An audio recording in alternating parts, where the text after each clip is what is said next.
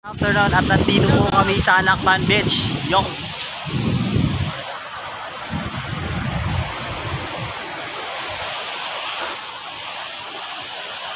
best friend.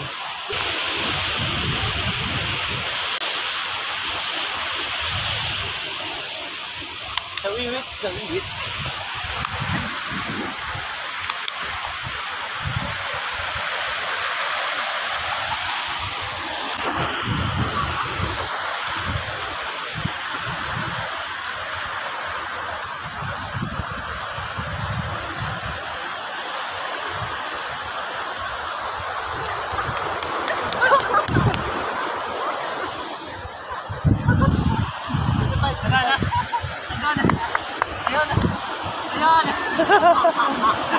Tara tayo.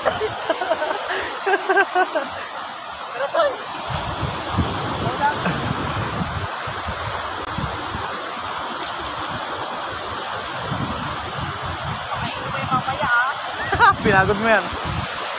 Borong ko muna ito sa buhangin. Ars, baka may gusto kong batiin. Sa ano may kay Dave.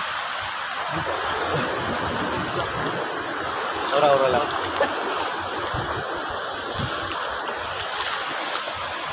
Afternoon, this is Nakpan, guys.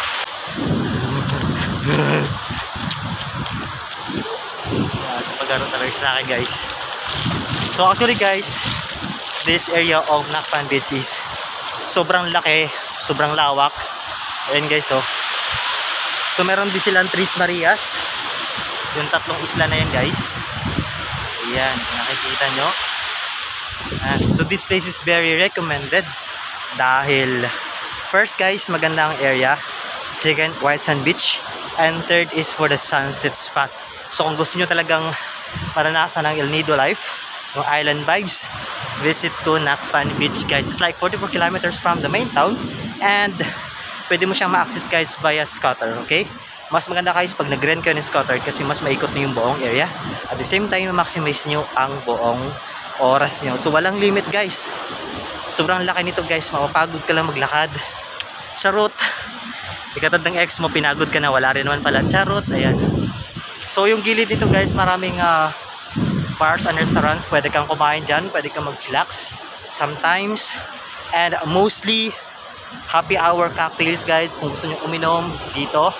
And then ang laki ng area nyo, guys, kung gusto nyo maligo, as in parang you own this place as yours, right? And guys, oh, sa mga gustong mag-Nakpan dyan, sa mga gustong mag-beach, guys, kung afford yung pumunta na El Nido, go nyo na yun, guys. Huwag na kayo magtipid. Lubos-lubusin nyo na, guys, kasi this is once in a lifetime opportunity. So yan, sa mga young travelers, guys, so kung mag-work ka, kung may work ka, mag-ipon ka, no? Hindi yung puro ka lang trabaho, wala namang events sa buhay mo, so it's kind of boring.